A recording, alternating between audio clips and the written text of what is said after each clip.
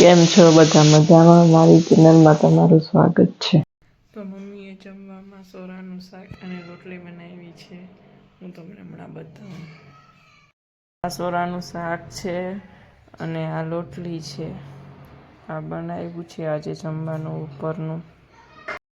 બટેટાનું શાક. ચાલો બધાય જમવા. તો હું પોતા કરું છું, પાણીની ડોલ ભરું છું. ઘરનું કામ પતાવીને પછી અમે બધા ભવનાથ ફરવા ગયા.